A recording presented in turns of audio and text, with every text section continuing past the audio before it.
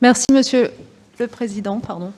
Monsieur le Vice-président, mes chers collègues, ce débat annuel d'orientation budgétaire pourrait être ou devrait être un moment important de la vie de notre collectivité, surtout quand c'est le premier du genre, dans une mandature qui s'ouvre après une crise historique dont nous ne sommes pas encore sortis et qui a priori tout bouleversé sur son passage.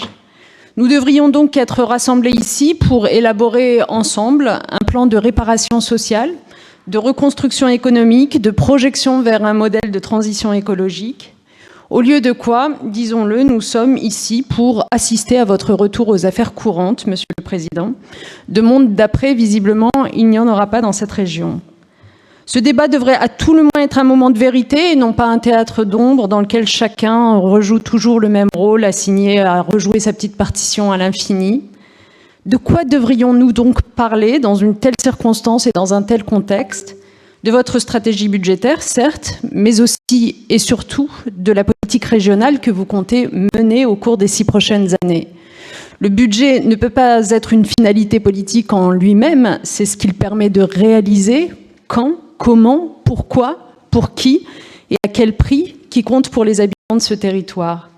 De cela, il ne sera guère question, au-delà du rappel de vos vaporeuses promesses de campagne sur les questions de santé, de sécurité, de relocalisation industrielle, tout sujet sur lesquels il est légitime naturellement que vous teniez les engagements que vous avez pris. Et d'ailleurs, nous veillerons nous-mêmes à jouer notre rôle sur ces questions. Simplement, à ce stade, il faudrait consentir à nous en dire un peu plus.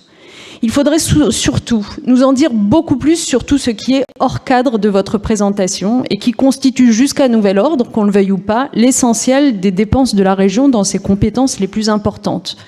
Comment ne pas relever, en effet, qu'il n'y a rien ici sur les transports, sur la formation, sur l'aménagement du territoire et les grandes infrastructures, sur l'enseignement supérieur et la recherche, et encore moins sur la situation de détresse sociale et sanitaire qui frappe nos étudiants en pleine rentrée universitaire. Motus et bouche cousue.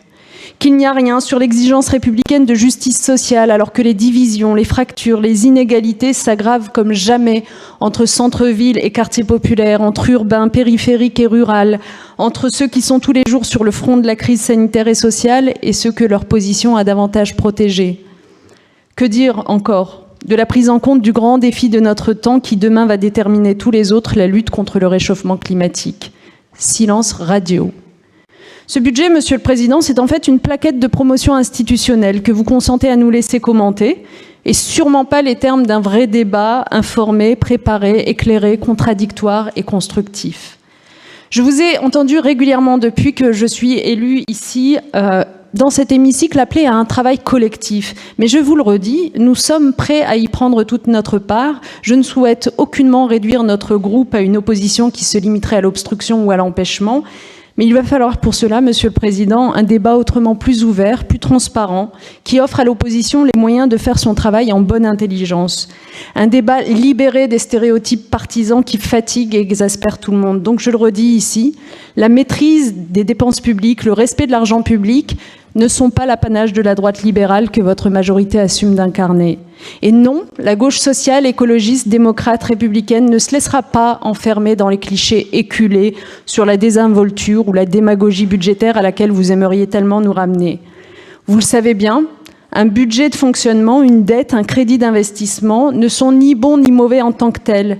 L'augmentation des dépenses peut s'avérer une excellente stratégie de développement quand dans le même temps, leur réduction à l'excès peut se révéler désastreuse tant pour les souffrances du présent que pour la prospérité à venir.